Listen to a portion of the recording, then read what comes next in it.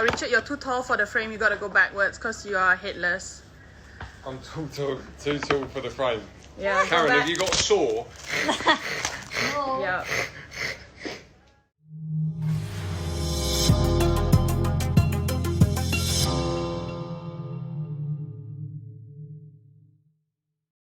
We wanted to talk about, the other day actually, interestingly, I was on a dive with the Fongster, our chaotic presenter lady there. And, you know, she actually tried out one of my masks, and because she was complaining about her mask constantly fogging up, because she was using one of our cheaper rental masks.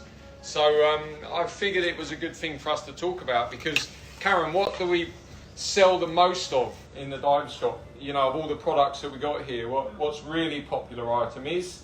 The mask. Don't say wetsuit. No, it's the mask and the snorkel. Masks and snorkels, yeah. So people coming in, particularly since COVID, actually, because since COVID come on the scene, you know, people are obviously thinking more about, you know, using equipment that touches their face that perhaps other people have been using. So clearly, purchasing a mask is a good move.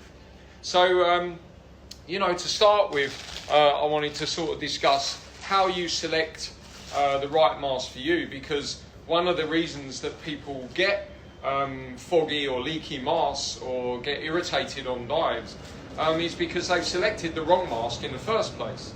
So selecting the right mask for you, so let's cover that topic first. And what we've got here is one of our simple rental masks. You know, these are the kind of the cheapest mask that you might want to buy for yourself.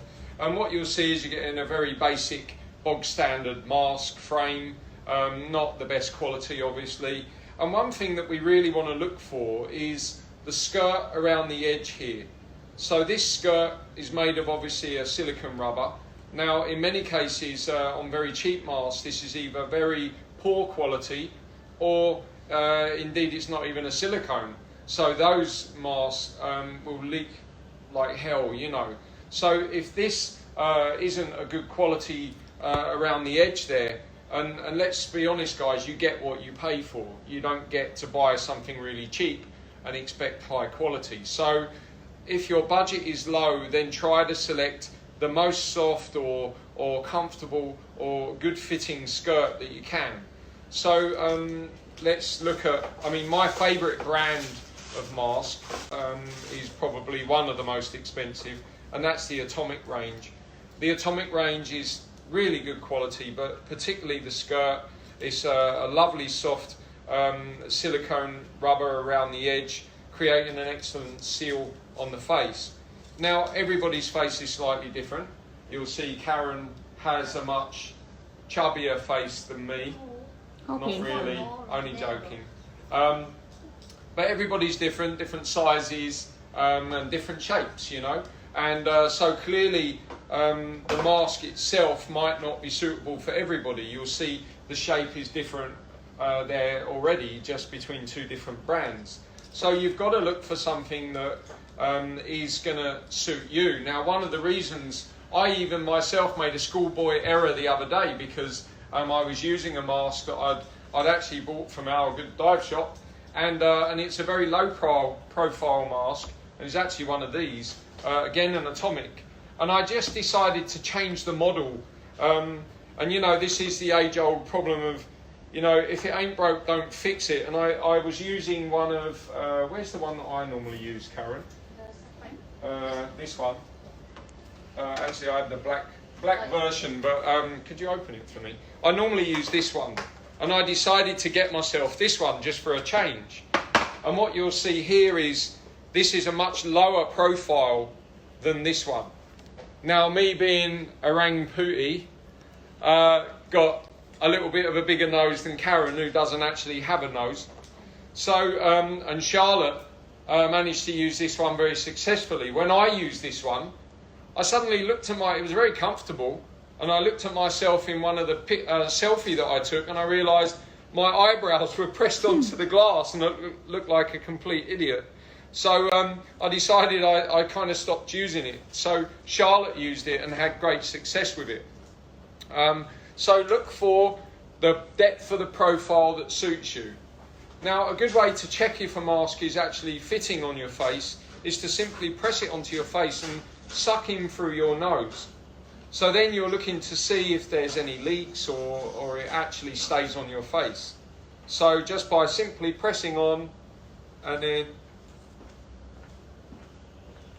suck in, and it will stay onto the face. So that's one good way of telling if it's actually sealing okay and fitting. Then is it comfortable? Does your nose fit inside? Is it pressing onto your face, or does it give you enough depth and profile on the mask between your eyes and the mask itself? Now, you know, there are many different types. So the last kind of consideration should be colour. The first consideration should be the seal and the overall size. Is it comfortable? And if it's comfortable, then from that point on you can start looking at colours and designs. Karen, have you got any sort of advice for people regarding colour designs? You know, what the people request a lot from you? Because a lot of Asian have like smaller face or narrow, so we kind of normally recommend the softer silicone. Okay. Which they have a good fitting. Yeah, so this is particularly good for sort of perhaps some of the local people here that don't have a rainpooty nose. Yeah, yeah. This one normally suitable for the smaller faces, or if they want a cheaper version or they have a low budget, they can go with this one. Okay. Yeah, this is also for like. Why don't you open it up, Karen? Karen, you gotta speak up. Or this is also for like Asian ones. Okay. Yeah. So like. What See, makes they have, this like, particularly smaller good for Asian fit? What is it about the mask? Well, they have like smaller nose. Like Okay, so a smaller nose pocket. Yeah. Yeah. And then the shape here is quite small. It's not wide.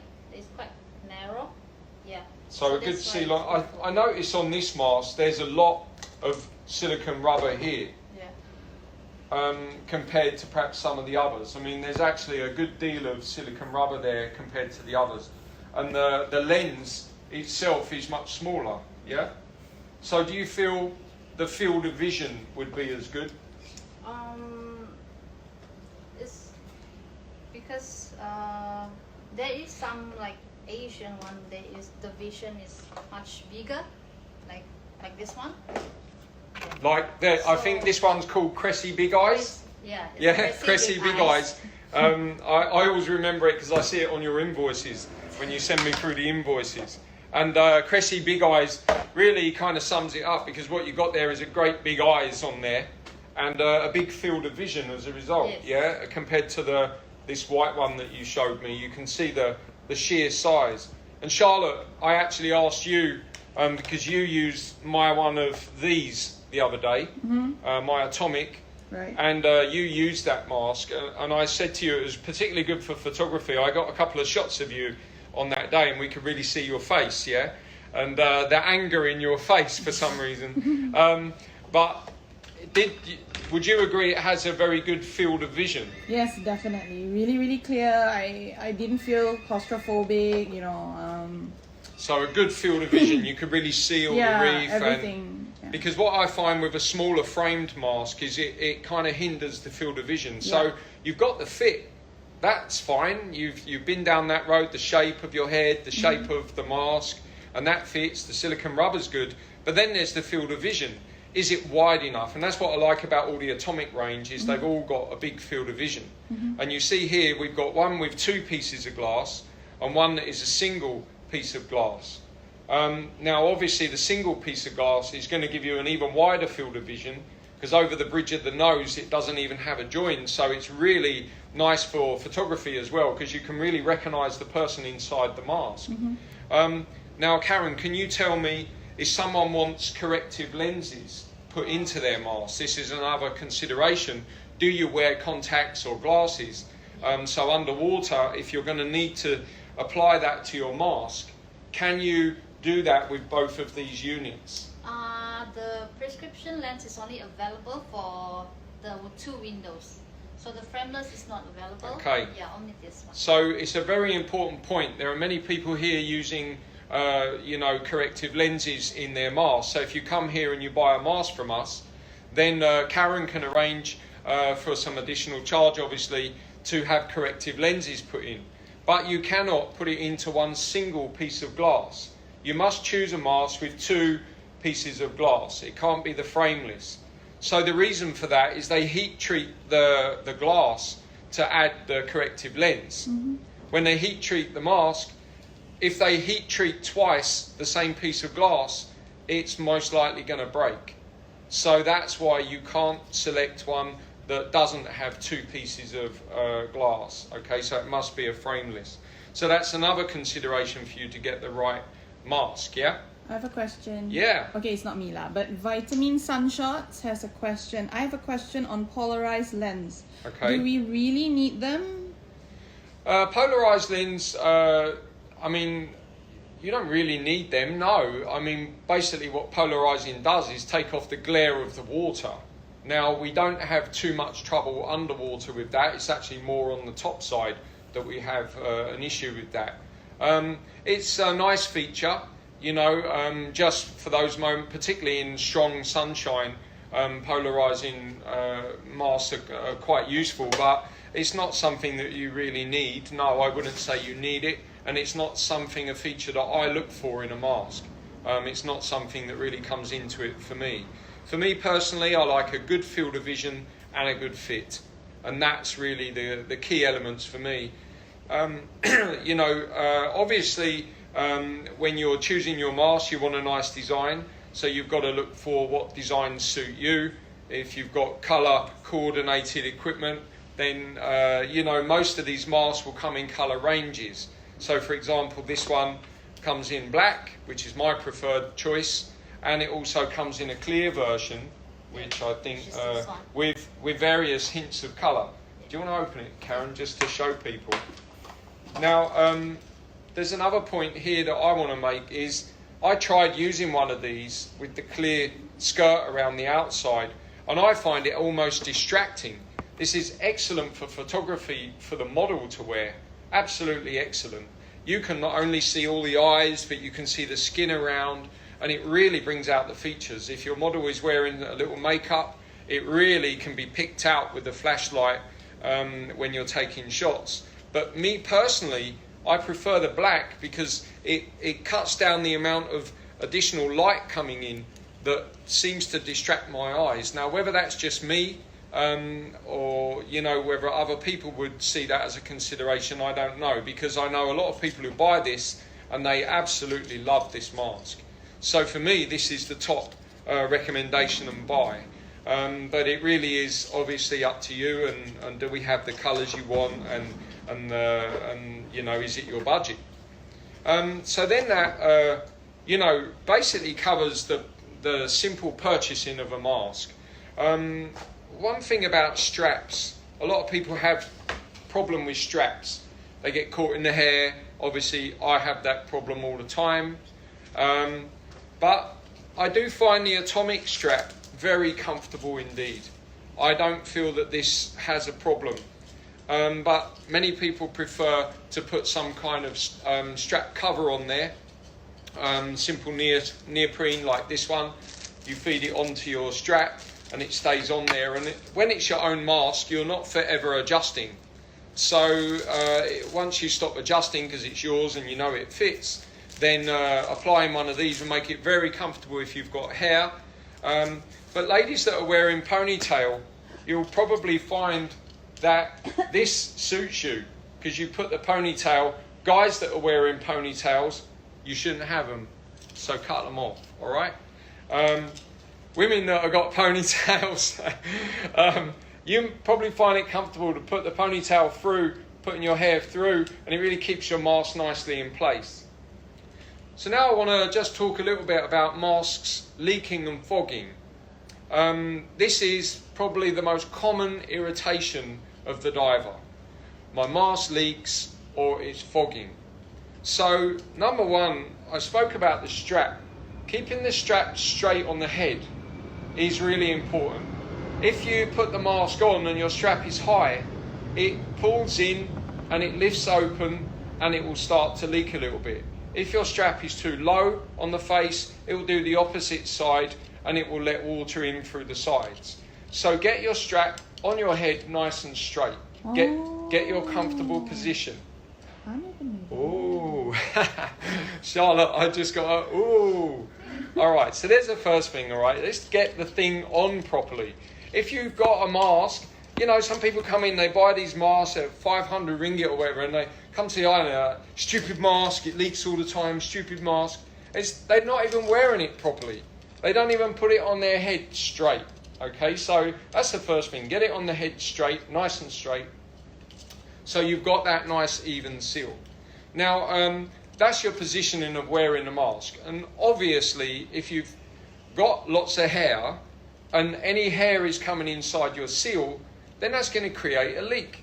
It's not the mask that's the problem. It's the fact that you've got something passing between your skin and the mask seal. So making sure that you keep the hair out when you place the mask on the face is super important. So then we've got the fogging side. So the fogging side, you know, I'm not a fan of using toothpaste. Okay, so I know a lot of people out there are going to, number one, straight away go, oh, I use toothpaste, blah, blah, blah, blah, blah. Well, these masks have got a very high quality lens on them. And there is a film on there that is designed to be an anti-fog, and particularly in the atomic range. And the only thing I recommend that you do is put a little soap, non-abrasive, and that's why I don't like toothpaste. It has an abrasive in it. So that's going to, over time, scratch your glass. And that's going to deteriorate the glass, and it's going to shorten the time frame that you will have quality use from your mask. Okay, so I recommend just some simple soap. And Karen, do you have anything in here that is suitable for this? Yes, we can use the solution, You want to show them? which is the anti-defog, the PSI 500. How much is that, Karen? It's 32 ringgit.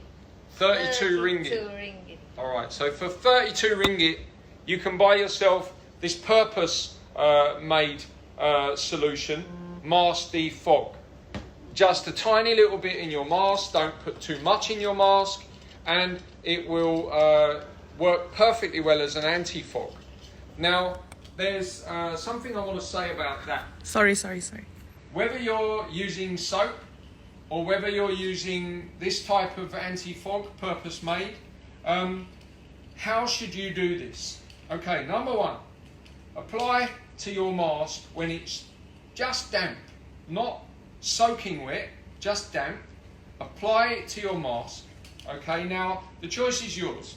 You either wash it on the boat and then put it straight on, and then from that point, do not remove it. I see all the time people prepare it. They put all this stuff inside, and then they wash it out, and they put it on, they back roll into the water, and then on the surface they remove it again, and they wash it out again. And then they put it back on again. No, don't. Because what you did is, the second time round, you just washed out whatever you put inside, and it will start fogging. So you do it one time only. You put in your defog. Now, one trick, because nowadays with COVID, we're not washing the mask in a wash bin on the boat, because that's a potential risk of spreading virus from mask to mask and person to person. So what we're doing is you're using something like this solution rather than spitting, which is the old-fashioned way, and then roll in the water. Then if you want to remove it, wash out the stuff that you put in. So in other words, you put a little stuff in, and then you roll off the boat with it still inside. Then you can remove it quickly on the surface, wash it out if you feel the need, and put it back on again and descend and carry on with your dive. In other words, wash out the solution that you're using, whether it's this, whether it's soap, wash that out just before you descend. Now, that will definitely prevent you from having a foggy mask. So it's all about the leaking of the mask, if it's on your head properly and there's no hair inside, if it's fitting right with the strap, and then of course using some solution. And as I said, I don't recommend that you use an abrasive. If it's a cheaper mask, like this one, yeah, I would go with a little toothpaste or a little bit of the kitchen soap that we use to wash the dishes. That works very well in this cheaper type of mask. Now you'll find that when you buy a new mask, they will initially have the fogging issue unless you use something. If you follow my advice, you won't have any trouble with a new mask. But after maybe well, it depends how much you dive, but for us it's like after about a week or two, they bed in really nice. And then for me, a little spit, rub off, washing the sea on my head, and it will not be fogging for me. I don't need to continue using soap. And I actually prefer to not, because I don't like the pollutant in the ocean. So a simple solution if you need it when it's new, but after that, a simple spit and you know, wash it out. So really, that's some sound advice. Karen, have you got any special masks that you feel that people might be interested in?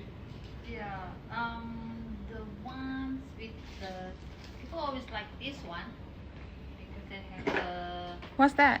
it's a crystal blue. They have a side mirror. A lot of people like this one. So this brand is Scuba Pro. This is Scuba Pro. Okay. Yes. They like it, I think, because of this. They The like vision is more, yeah. gives you a field of vision even at the sides. Yes, Yeah. yes. All right. Yeah. Cool. And that's a popular. This is one of the most popular masks. One of the most popular masks that we're selling in the Yeah, shop. yes. And how's the quality of the seal on this one? The quality is Mid-range? Mid-range, yes. Mid-range. So mid-range budget. With that mid-range budget comes mid-range quality. Yeah. So you notice that, Karen, you get a box with this, yeah? Yes. Now most of the masks here, you'll get a box with it. Now this continues on for the care of your mask afterwards. Now I'm, you know, obviously this is my job and I have a basket and my mask gets chucked in the basket. If I don't pop it in the box, number one, what happened to me just recently, almost brand new 500 plus ringgit mask, didn't get put back in the box, got chucked in the basket, and I have a tear in the very soft silicone here because someone put a weight belt on it. So by popping it into the box, obviously that's going to protect it. Now the other thing, particularly out in these parts of Asia, if you go in some of the dive centre stores where you might perhaps be on a holiday somewhere and you put your equipment in the store overnight, as we do on the island, you know, on the island we have a dive centre in a jungle environment. Now what lives in the jungle? Creatures? Yes. Monkeys. No, the monkeys don't steal my no. mask. Oh, They okay. steal the food, but they don't steal the mask. But there are bugs, Oh, yeah. things like cockroaches, beetles, and there are Snakes. sometimes even rodents. Now this silicone seal tastes awesome to them. They love it. Chewing. They chew it. And you'll find that you've got chew marks all the way around the edge. So if you don't put your equipment into a protective box, then obviously it's at risk of being damaged. So you want to protect the glass anyway for obvious reason. If it's scratched up, it's not going to be as clear. So these are a few tips for us. We've got a few top selling brands, mid-range, we've got high-end, Yeah. we've got obviously very low-end. Even if you're just a snorkeler and you want to own your own equipment for safety purpose and you don't see yourself as being long-term, this simple Sea Pro mask is an excellent option. If you're an avid snorkeler, diver, investing in your own mask that's going to last you a lifetime if you take care of it is a great investment. So we've just had a new bunch of stock in. We've got a bunch of new masks here. We've got a full range here. Pop down and see us if you want to. But of course you can buy online via our online store. Name of the online store, Maja? Adventure in Borneo. .com. She got it right. And you know, just call in if you're in KK, of course. If you're outside of KK, you can order online and we have a postal service. And if we can be of any assistance, if you've got any questions, shoot us questions. You have questions, Charlotte? Yeah, okay, so Syndicate Dua Lenza asks, what's the difference between clear white silicone and the black one? Okay, well, like I said earlier, really, it's... where's the clear one, Karen? Oh, there. These are two of the same masks. But as you've just said, you know, one is in clear, one is in black. For me personally, this lets in a lot of light that I personally find distracting. I'm an underwater photographer, and I stay very focused on what's in front of me when I'm shooting a subject. So I find the light a little distracting. Personally, I love this on a model. When a model is in my pictures, I can see all the facial features because it lets in the light and we can see skin colour through it. So it's really a personal preference. They're the only differences is the colour and the fact that it lets light through. There are no other differences in terms of quality of the material, for example. It's they're made of the same stuff and made in the same way. They are identical masks. So it's a personal preference of what you like. All right, thanks for the question. There's the next one. Zihan asks, how long does a mask last? Does it have an expiry date? Okay, no, they don't have an expiry date. It very much is a direct response to how you take care of it. If you take care of it and you're using it regularly, you'll get, for me personally, I'll get a couple of years out of a mask if I really take care of it. And I dive a lot, so there's a reasonable example. If you're not diving regularly, you know, perhaps you're a tourist diver or you just don't dive that regularly, then it will last you many, many years as long as you take care of it. They don't expire. Sun is one enemy. If you leave the mask out in the sun, just baking in the sun will have an effect on the silicone plastic. So you want to avoid that sunlight. Just wash it in fresh water and then store it away in a shady place, and it will last you many, many years for sure. All right, next question. What are the reasons for a mask to leak? I sometimes have the problem water keeps running. Well, I covered that very just extensively earlier. You know, wearing it properly in the correct position, making sure there's no hair inside, making sure the shape fits your face adequately and correctly. And I even gave you the tip when you come in and want to try one, just place it on your face and suck in through your nose.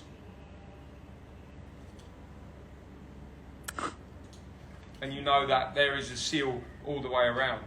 If there is no seal all the way around, you get any leakage at all, because maybe your face is thinner or something like that, you need to choose a different design.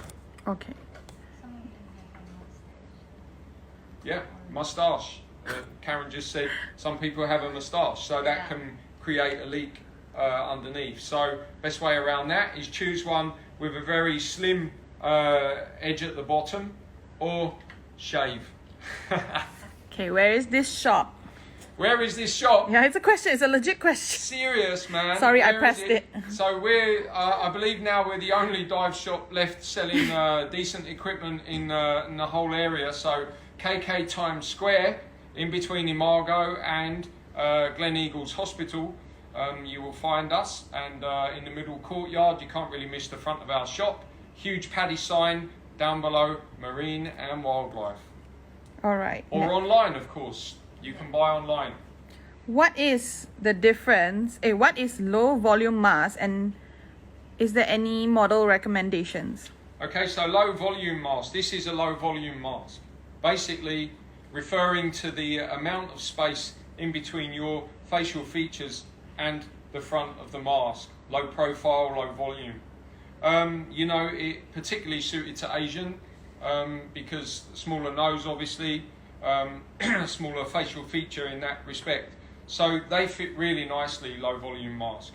They give a slightly wider field of vision, I feel, and are slightly more comfortable. But you need to come and try and then see what works for you. But we gave the example earlier of, you know, these are two masks.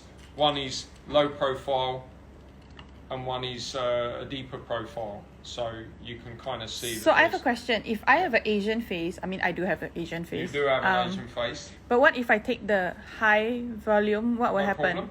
Nothing will happen. You're not going to explode. Okay. If it's comfortable Just and it fits asking. you and you like it, buy it. Because that's what it's all about. Okay, I hope he answered your question. There's another one. Sharul Sinox. Is having the mask too tight helps prevent the water from coming in? No. Having the mask too tight is going to make it very uncomfortable, yeah? Yes. And when you finish the dive, what are you going to look like? I'm gonna leave a mark. Yeah, you're going to have a line around your face where it's pulling too tight. You don't need to over tighten your mask. Basically just adjust it up comfortable. A correctly fitting mask, adjusted comfortably, doesn't need to be over tightened. So over tightening is a no-no and not a requirement.